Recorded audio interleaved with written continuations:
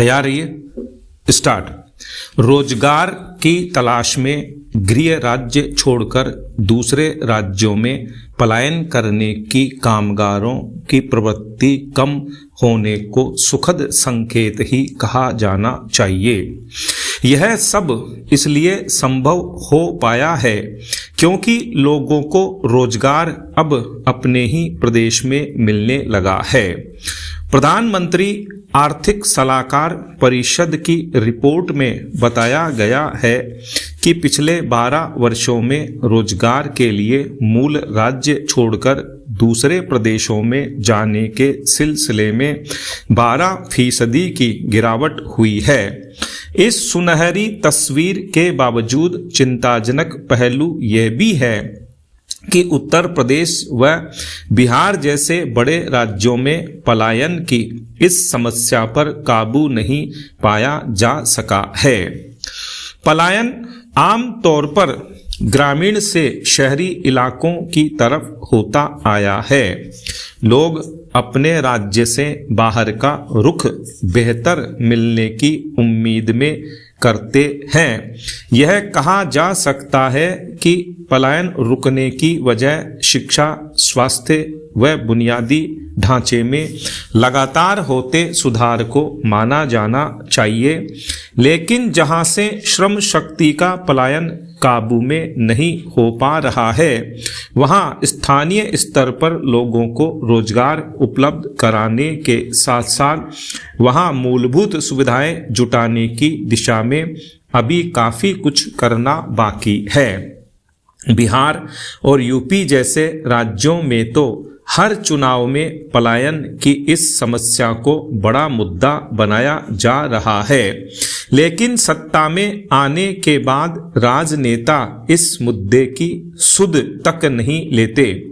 बड़ी चिंता इस बात की भी है कि जहां सरकारें स्थानीय स्तर पर रोजगार उपलब्ध कराने का दावा करती हैं, वहां श्रमिकों को मेहनताना इतना नहीं मिल पाता कि वे परिवार का गुजारा कर सकें।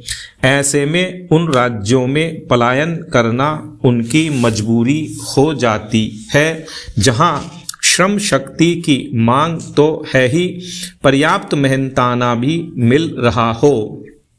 दूसरी वजह यह भी है कि छोटे उद्योग धंधों का राज्यों को अपने यहाँ जिस गति से विकास करना चाहिए उस गति से काम नहीं हो रहा। इसके लिए सरकारों की नीतियां भी कम जिम्मेदार नहीं है। हमारे देश में घरेलू पलायन की गति धीमी होना संतोष की बात है, लेकिन पलायन के लिए मजबूर करने वालों की सुध नहीं लेना ज्यादा गंभीर है। हर चुनाव के मौके पर राजनेताओं और राजनीतिक दलों को प्रवासी वोटर्स याद आते हैं। इनका वोट डलवाने के लिए हवाई जहाज तक का बंदोबस्त करने की खबरें आती रही हैं, लेकिन जब वे अपने ही प्रदेश में रोजगार के अवसरों की बात करते हैं तो कोई परवाह नहीं करता। यह समस्या सिर्फ कामगारों तक ही हो ऐसा नहीं है। शिक्षा की समुचित प्रबंध नहीं होने के कारण बड़ी संख्या में युवा भी अपना प्रदेश छोड़ने को मजबूर होते हैं। सरकारों को इस समस्या के समाधान के ठोस बंदोबस्त करने ही होंगे। पैरा। एक तरफ वाहनों पर लाल बत्ती के वीआईपी कल्चर को खत्म हुए बरसों हो गए, वहीं दूसरी तरफ राजस्थान रोडवेज घाटे की परवाह किए बिना माननीयों के लिए बसों में सीटें आरक्षित करने की पुरानी परिपाटी को ढो रहा है। दिलचस्प तथ्य यह है कि बरसों से हमारे सांसद विधायकों में से शायद ही कोई होगा जो अपने लिए आरक्षित इन सीटों पर सफर करता होगा। रोडवेज की इस परिपाटी के चलते बसों के लिए टिकट आरक्षित कराने वालों को अनावश्यक ही बसों में सीटें आरक्षित दिखाई जाती हैं। पिछले दिनों केंद्रीय सड़क परिवहन मंत्री ने जयपुर में एक कार्यक्रम में बस में 50 बेटिकट यात्री पकड़े जाने पर चुटकी ली थी कि रोडवेज की बस में हॉर्न के अलावा सब कुछ बजता है। जाहिर है जिन खटारा बसों की ओर मंत्री का संकेत था उनमें भला हमारे माननीय क्यों बैठना चाहेंगे। एक तरफ रोडवेज के कर्मचारी वेतन और पूर्व कर्मचारी पेंशन के समय पर मिलने का इंतजार कर रहे हैं, वहीं हर तरफ वीआईपी कल्चर को त्यागने के दौर में रोडवेज प्रबंधन इसे न जाने क्यों गले से लगाए हुए है। सिर्फ विधायकों के लिए ही नहीं, रोडवेज की एक्सप्रेस से लग्जरी बसों तक में एमडी कोटे के नाम पर बसों में सीटों को अंतिम समय तक आरक्षित रखा जा रहा है। आज जब हर कोई ऑनलाइन टिकट बुक कराना चाहे तो सबसे पहले उसे एमडी के नाम पर सीटें पहले से ही आरक्षित मिलेंगी। सीट उपलब्ध नहीं होने पर कई बार यात्री अन्य विकल्पों से यात्रा करने को मजबूर होते हैं।